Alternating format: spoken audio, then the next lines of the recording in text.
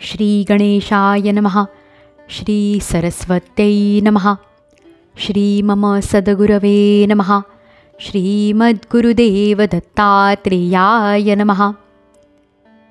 श्रीकृष्णपरमात्मने नमः. श्रीमद्भागवत महापुराणं दशमस्कन्ध अथ षट्षष्टितमोऽध्यायः. पौंड्रक आणि काशीराजाचा उद्धार. श्री शुक म्हणतात, परीक्षिता, बलराम जेव्हा नंदबाबांच्या व्रजामध्ये गेले होते तेव्हा इकडे करुष देशाचा अज्ञानी राजा पौंड्रक याने श्रीकृष्णांकडे एक दूत पाठवून असे कळविले की भगवान वासुदेव मी आहे. मूर्ख लोक त्याला चिथावणी देत होते की आपणच भगवान वासुदेव आहात आणि जगाचे रक्षण करण्यासाठी पृथ्वीवर अवतीर्ण झाला आहात. त्यामुळे तो मूर्ख स्वतःलाच भगवान समजू लागला. लहान मुले खेळताना ज्याप्रमाणे एखाद्या मुलाला राजा करतात आणि तो राजाप्रमाणे त्यांच्याशी वागू लागतो, त्याप्रमाणे मंदबुद्धी अज्ञानी पौंड्रकाने अचिंत्य स्वरूप भगवान श्रीकृष्णांकडे द्वारकेला आपला दूत पाठविला. पौंड्रकाचा दूत द्वारकेला आला आणि राजसभेत बसलेल्या कमलनयन भगवान श्रीकृष्णांना त्याने राजाचा निरोप सांगितला. मीच एकमात्र वासुदेव आहे, दुसरा कोणी नाही. प्राण्यांवर कृपा करण्यासाठी मीच अवतार धारण केला आहे. तू आपले वासुदेव असे खोटेच नाव घेतले आहेस, ते आता टाकून दे. हे यादवा, तू मूर्खपणाने माझी चिन्हे धारण केली आहेस, ती टाकून मला शरण ये, नाहीतर माझ्याशी युद्ध कर. श्री शुक म्हणतात, मंदबुद्धी पौंड्रकाची ही बडबड ऐकून उग्रसेन इत्यादी सभासद जोरजोराने हसू लागले. त्या लोकांचे हसणे संपल्यावर भगवान श्रीकृष्ण दूताला म्हणाले, तू आपल्या राजाला सांग की अरे मूर्खा, मी माझी चक्र इत्यादी चिन्हे तुझ्यावर व ज्या साथीदारांच्या चिथावणीवरून तू ही बडबड करीत आहेस त्यांच्यावर सोडेन. त्यावेळी हे मूर्खा, तू आपले तोंड लपवून घार, गिधाड, होला इत्यादी मांसभक्षण करणाऱ्या पक्ष्यांच्या गरड्यात पडून राहशील आणि कुत्र्यांना शरण जाशील. दूताने भगवंतांचा हा तिरस्कारयुक्त निरोप पौंड्रकाला जसाच्या तसा सांगितला. इकडे श्रीकृष्णांनी सुद्धा रथावर स्वार होऊन काशीवर चढाई केली, कारण तो राजा त्यावेळी मित्र असलेल्या काशीराजाजवळ राहत होता. भगवान श्रीकृष्णांनी आक्रमण केल्याची बातमी ऐकून महारथी पौंड्रकसुद्धा 2 अक्षयणी सेनेसह ताबडतोब नगराच्या बाहेर आला. काशीचा राजा पौंड्रकाचा मित्र होता, म्हणून तो सुद्धा त्याला सहाय्य करण्यासाठी 3 अक्षयणी सेनेसह त्याच्या पाठोपाठ आला. परीक्षिता, त्यावेळी श्रीकृष्णांनी पौंड्रकाला पाहिले. पौंड्रकाने सुद्धा शंख, चक्र, तलवार, गदा, शांगधनुष्य आणि श्रीवत्स चिन्ह इत्यादी धारण केले होते.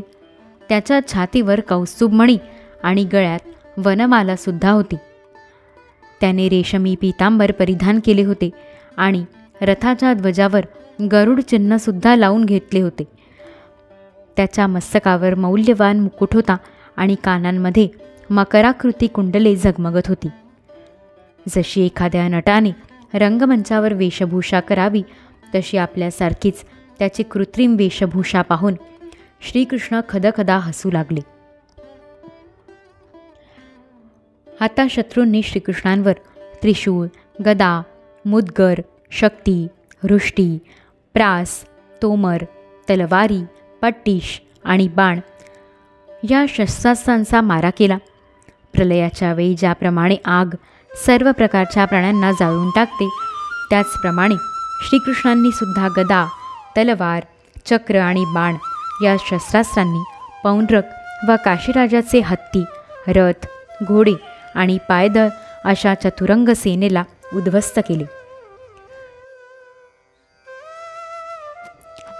ती रणभूमी भगवंतांच्या चक्राने तुकडे तुकडे झालेल्या रथ, घोडे, हत्ती, सैनिक, गाढवे आणि उंटांनी भरून गेली.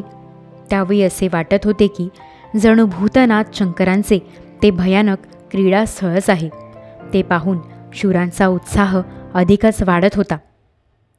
भगवान श्रीकृष्ण पौंड्रकाला म्हणाले, ए पौंड्रका, तू दूताद्वारे मला जी माझी चिन्हे सोडून द्यायला सांगितली होतीस तीच मी आता तुझ्यावर सोडतो. तुझे खोटेच माझे नाव धारण केले आहेस तेही मूर्खा आता तुला सोडायला भाग पाडतो, आणि जर मी तुझ्याशी युद्ध करू शकलो नाही तर तुला शरणही येतो. श्रीकृष्णांनी त्याला अशा प्रकारे खडसावून तीक्ष्ण बाणांनी त्याच्या रथाचे तुकडे केले, आणि जसे इंद्राने वज्राने पर्वताचे शिखर उडवावे तसे चक्राने त्याचे मस्तक उडविले. तसेच जशी वाऱ्याने कमळाची कळी जमिनीवर पाडावी त्याप्रमाणे भगवंतांनी आपल्या बाणांनी काशी नरेशाचे मस्तक धडावरून उडवून काशीपुरीत टाकले. अशा प्रकारे आपला द्वेष करणाऱ्या पौंड्रकाला आणि त्याचा मित्र काशीराज याला मारून श्रीकृष्ण द्वारकेला परतले. त्यावेळी सिद्धगण भगवंतांच्या अमृतमय कथांचे गायन करीत होते. परीक्षिता, पौंड्रक भगवंतांच्या रूपाचे नेहमी चिंतन करीत असे.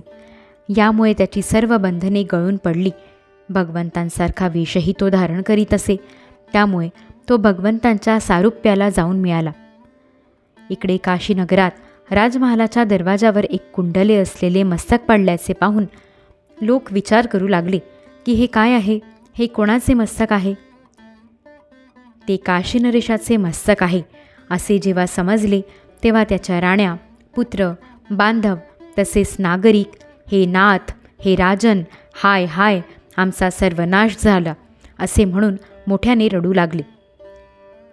त्याचा सुदक्षिण नावाचा पुत्र होता. त्याने पित्याचे अंत्येष्टी संस्कार करून मनोमन निश्चय केला की आपल्या पित्याचा वध करणाऱ्याला मारूनच मी पित्याच्या ऋणातून मुक्त होईल. असे ठरवून तो आपल्या कुलपुरोहितांसह एकाग्रतेने भगवान शंकरांची आराधना करू लागला. काशीनगरीमध्ये त्याच्या आराधनेने प्रसन्न होऊन भगवान शंकरांनी त्याला वर मागण्यास सांगितले. सुदक्षिणाने आपल्या पित्याचा वध करणाऱ्याला मारण्याचा उपाय सांगा असा इच्छित वर मागितला. भगवान शंकर त्याला म्हणाले, तू ब्राह्मणांसह यज्ञ देवता ऋत्विज स्वरूप दक्षिणाग्नीची अभिचारिक विधीने आराधना कर. यामुळे तो अग्नी प्रमथगणांसह प्रगट होईल, आणि तू जर ब्राह्मणांचे भक्त नसणाऱ्यांवर त्याचा प्रयोग करशील तर तो तुझा संकल्प सिद्धीला नेईल. असे सांगितल्यावर सुदक्षिण श्रीकृष्णांना मारण्यासाठी नियमपूर्वक अनुष्ठान करू लागला. अनुष्ठान पूर्ण होताच यज्ञकुंडातून अतिशय भीषण असा अग्नी मूर्तिमंत होऊन प्रगट झाला. त्याचे केस आणि दाढीमिशा तापलेल्या तांब्याप्रमाणे लाल होत्या. डोळ्यांतून ज्वाळा बाहेर पडत होत्या. उग्र दाढा आणि चढवलेल्या भुवयांमुळे त्याच्या तोंडातून जणू क्रूरताच बाहेर पडत होती. तो आपल्या जिभेने तोंडाची दोन्ही टोके चाटीत होता. तो उघडा बंब असून त्याने हातात पेटता त्रिशूळ घेतला होता आणि तो वारंवार फिरवित होता. त्याचे पाय ताडाच्या झाडाप्रमाणे लांब होते. त्याच्या चालण्याने जमीन हादरत होती आणि ज्वाळांनी आजूबाजूचा प्रदेश दग्ध करीत तो पुष्कळ भूतांसह द्वारकेजवळ जाऊन पोचला. ती अभिचारिक आग अगदी जवळ आल्याचे पाहून जंगलाला आग लागल्यानंतर जसे पशु भयभीत होतात त्याप्रमाणे द्वारकेतील लोक भयभीत झाले. ते लोक भयभीत होऊन भगवंतांच्याकडे आले. भगवान त्यावेळी सभेमध्ये द्यूत खेळत होते. त्यांनी भगवंतांना प्रार्थना केली, हे त्रैलोक्यनाथा, वाचवा, नगर जाळणाऱ्या या आगीपासून आमचे रक्षण करा. स्वजन भयभीत झालेले पाहून व त्यांचा आक्रोश ऐकून शरणागत वत्सल भगवंत हसून म्हणाले, घाबरू नका, मी तुमचे रक्षण करीन. सर्वांचे अंतर्बाह्य साक्षी असलेल्या भगवंतांनी ही माहेश्वरी कृत्य आहे हे जाणून तिचा प्रतिकार करण्याची आपल्याजवळच असलेल्या सुदर्शनास आज्ञा केली. भगवान मुकुंदांचे अस्त्र सुदर्शन चक्र कोट्यवधी सूर्यांप्रमाणे तेजस्वी आणि प्रलयकालीन चक्राप्रमाणे धगधगणारे होते. त्याच्या तेजाने आकाश, दिशा आणि अंतरिक्ष उजळून निघाले आणि त्याने अभिचार अग्नीला निस्तेज केले. भगवान श्रीकृष्णांचे अस्त्र असलेल्या सुदर्शन चक्राच्या शक्तीने कृत्यारूप आगीचे मुख छिन्नविछिन्न झाले, तिचे तेज नष्ट झाले, शक्ती कुंठित झाली आणि ती तेथून परतून काशीला आली व तिने ऋत्विज आचार्यांसह सुदक्षिणाला जाऊन भस्म केले. अशा प्रकारे त्याचा अभिचार त्याच्याच विनाशाला कारणीभूत ठरला. कृत्येच्या पाठोपाठ सुदर्शन चक्रसुद्धा काशीला येऊन पोचले. त्याने गच्चा, सभागृहे, बाजार, गोपुरे, बुरुज, कोठारे, खनिजे, हत्ती, घोडे, रथ आणि अन्नशाळा असलेली संपूर्ण काशी जाऊन आनंदपूर्ण कृत्य करणाऱ्या भगवान श्रीकृष्णांकडे ते परत आले.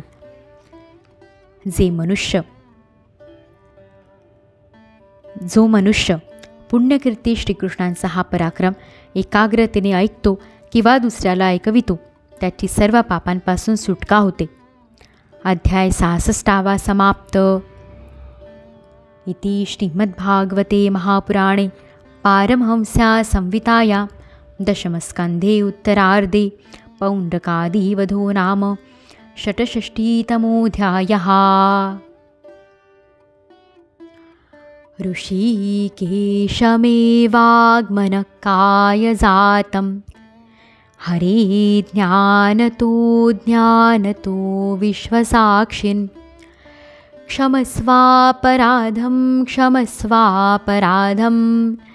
क्षमस्वापराधं प्रभो क्लिन्नचित्त. श्रीकृष्णार्पणमस्तु. गोपाळ कृष्ण भगवान की जय. गोरक्षजालन्धरचर्पटाश अडबङ्गकानीफमच्छिन्द्राद्यः चौरङ्गिरेवाणकभर्तरिः संज्ञा भूम्यां बभूर्वुः नवनाथसिद्धः.